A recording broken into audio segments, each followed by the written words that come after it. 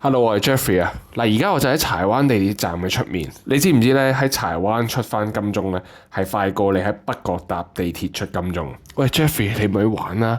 喂，你柴灣搭過金鐘喎，你點會快得過有冇北角搭過去金鐘啊？你咪傻咗啊！嗱，我冇吹水啊！你喺柴灣海德園度搭高速巴士啊，出翻金鐘咧，係一定快過你喺北角度搭地鐵出翻金鐘。今日咧，我會帶大家拆解港島東區柴灣超過20年嚟第一個大型嘅新盤，就係太古地產旗下嘅海德園。咁喺海德園嘅門口咧，搭一架叫789號啊、788號嘅高速巴士咧，係可以10分鐘去到灣仔，15分鐘去到金鐘嘅。嗱，咁我就唔會吹水嘅。喺今一集裏面咧，我會同大家一齊搭呢架巴士由海德園飛翻出金鐘嘅。咁如果你感興趣嘅話咧，你可以直接打電話 WhatsApp 或者 email 俾我，咁我嘅聯絡方法咧已經喺畫面度噶啦。咁我嘅 channel 咧仲有好多關於九龍區地產嘅資訊，咁你有時間咧都可以睇下喎。嗱，今日我會刻意講咗海德園嘅交通線，因為呢度咧係俾好多人誤解嘅，話喂海德園喂唔方便啊，喂嚟個柴灣地鐵站成20分鐘、15分鐘路程喎。嗱，你冇講錯，呢度咧離地鐵站就唔算好近嘅，咁你要搭一程小巴過去。咁但係咧，呢個盤咧，你住喺海德園咧，係根本唔需要靠任何地鐵嘅。嗱，海德園本身個樓下咧就係一個巴士總站嚟嘅。簡單啲嚟講，海德園咧係起喺巴士站嘅上蓋。咁說時遲那時快啦，我已經上咗海德園隔離嘅巴士。咁我而家影咗另外一部電話，你見到啦，12點正啊而家。咁海德園嘅高速巴士咧，通常都係7字頭嘅。咁我而家咧就上咗去789啦。咁啊，好似仲有另外一架788嘅。咁總之都係出翻灣仔啊、金鐘啊、中環等等。咁我哋話咁快咧，就已經出到去柴灣啊、筲箕灣嗰邊嘅啦。咁轉個頭咧，就會上東區走廊，我哋就可以睇住維多利亞港搭車出發嘅，出翻港島嘅市中心。咁我哋而家畫面見到對面岸咧，就係啟德郵輪碼頭嗰邊同埋紅磡。嗱，講真，頭先我等車嘅時候咧，我過馬路係走咗一班車啊，但係我走咗嗰班車之後唔夠30秒，又有另外一架7字頭嘅高速巴士。咁我照上咯。反正7字頭嘅高速巴士唔係出灣仔咧，就出金鐘、出中環。嗱，你而家見到有班人落車12點10分，呢度係灣仔會展站附近。咁今日我要過翻九龍啦，我就搭到去金鐘先轉地鐵。咁到咗金鐘12點13分啊，我都唔知講乜好啊。對面就係金鐘站啦，咁快就出咗嚟。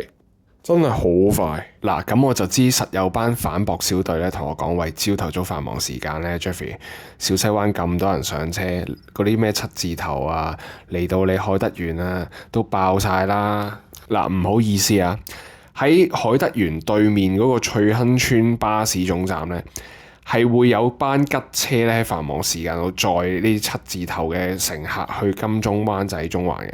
咁所以咧，你係唔需要擔心上唔到車嘅。咁總之你喺翠灣村度上7字頭嘅高速巴士，佢就載你上東區走廊，跟住直接出翻灣仔、金鐘或者中環，就係咁方便。咁啊，你喺北角度咧逼地鐵翻金鐘，其實講真都差唔多20分鐘啦。咁我呢度一定快過你。嗱，咁如果你唔係翻中環、灣仔、金鐘翻工嘅話，你係去太古坊咧，其實呢度去太古坊都係一個燈位。咁啊，搭巴士咧都係10分鐘到嘅啫。咁所以我話港島東嘅生態咧唔係依賴地鐵嘅，係靠高速巴士嘅。咁而海德園咧就 exactly 係一個巴士總站，係巴士總站上蓋。咁所以我覺得呢個盤咧係唔錯啊，即係交通方面。即係你最多只可以話你搭唔慣巴士出入咯，但係你絕對唔可以話呢度出入唔方便。咁講完海德園嘅交通，我咪講翻海德園嘅硬件咯。咁佢分2期，就總共有3座嘅，加埋850伙。咁啊2、3座咧就會今年8月就交樓噶啦。咁啊第一座嘅話咧，咁啊係出年2月27年嘅2月先交樓嘅。咁呢度主要就賣1房、2房、3房啦。1房咧就400零尺，咁啊2房咧就500到差唔多600尺，咁3房咧就900零尺咯。咁如果景觀方面咧，海德園向北嘅單位中高層，只要高過前面嘅工廈咧，就可以望到海啦，好靚。咁向南嘅單位高層咧，如果係西南嘅話咧，係會望到華人永遠墳場嘅。咁啊正南同埋東南咧就側咗咧就睇唔正嘅。咁啊，嗰啲就有山景同埋城市景都好開揚嘅。咁西南嘅向南單位主要咧都係1房嚟嘅。咁即係一房呢度呢，係會望到墳場景嘅。咁你問我呢，我自己就唔係好介意望到墳嘅，何況呢度咁鬼遠，其實丁字咁大堆都睇唔到噶啦。咁有啲人介意嘅話，咁都要避一避嘅。嗱，而家海德園嘅平均尺價呢，大概就17,500蚊一尺，咁係繼2014年北角區嘅 Diva 以嚟咧最平尺價嘅港島東區新盤。咁當年 Diva 咧就16,800蚊一尺嘅，咁所以海德園而家算做話近10年嚟港島東區最平尺價嘅新樓啦，即係可以話係新低。嗱，咁而家海德園東南兩房嘅入場價大概就860萬一間。好啦，咁我講下海德園嘅環境啦。咁而家海德園周邊咧多數都係工業區，咁啊比較多貨車又有車房，有冇啲回收商。咁啊頭先我哋睇片我行緊嘅時候，你已經感受到噶啦。咁其實個感覺俾我就有啲似舊時嘅堅尼地城啊、麗景灣出面或者而家荔枝角咁唔算話有好多餐廳、咖啡或者商店咁。當然啦，咁如我係餐廳或者連鎖商店嘅老闆，而家呢度又冇人冇物，我點會喺度開檔呢？咁你可以預期海德園入咗火落成之後呢，附近嘅地鋪都會開翻啲咖啡啊、麵包廊啊或者餐廳小店咁樣。總之咧就好似搞到而家今時今日嘅麗景灣咁。咁你而家影片見到我行到咧就係叫翠灣村，咁翠灣村同隔離漁灣村咧都有大量呢啲小店啊、餐廳啊、酒樓，仲有超級市場同街市。咁頭先我已經視察咗呢邊餐廳嘅門口咧，見到啲餐牌咧都好似好地道、好吸引咁。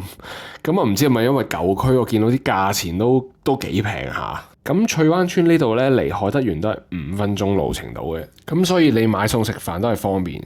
咁如果你係好中意運動嘅話咧，海德園一定啱你。首先海德園樓下咧本身就係有個小型嘅足球場啦，一個小型嘅籃球場。咁然後海德園嘅會所咧亦都有25米嘅泳池。咁如果25米泳池係唔夠你用嘅，海德園後面仲有個柴灣公共游泳池，有50米嘅標準泳池。而我哋喺屋苑行幾分鐘咧，就會去到小西灣運動場。咁呢度只要唔係有學校包場咧，你都可以入去練跑嘅。另外，海德園隔離嘅露天巴士總站咧就會拆咗嚟起過做公園噶啦。咁公園同埋海德園之間咧會留翻一啲地方咧就做店鋪嘅。咁發展商暫定咧就會租俾一個大型嘅超級市場咯。最後我想講下太古呢個品牌，因為海德園最大嘅賣點咧，我覺得正正就係個發展商。不如我咁問你啊，太古有冇一次係令過香港人失望先？喺香港做地產咧，發展商3個字係有份量嘅。咁不外乎新鴻基或者太古。新鴻基咧，有時你會見到佢樓盤咧，對於自己樓盤都有差別待遇。譬如某啲屋苑用料會差啲。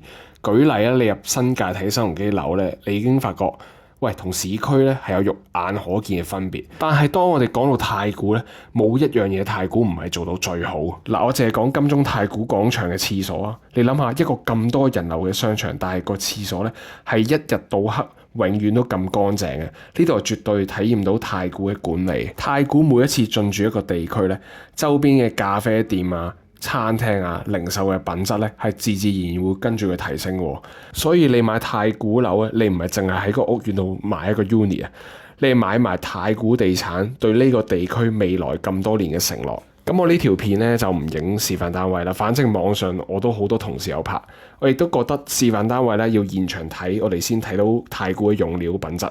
咁啊，示範單位位置咧就喺太古坊康橋大廈地鐵站咧，鰂魚涌站一出就係噶啦。咁如果你想約我睇示範單位同埋地盤咧，我嘅聯絡方法咧就喺畫面下方，咁你可以隨時揾我 Jeffrey。咁我 channel 咧仲有唔少關於九龍區其他社區嘅短片，咁你感興趣咧或者有時間都去睇下喎。咁我哋下次再見啦，拜拜。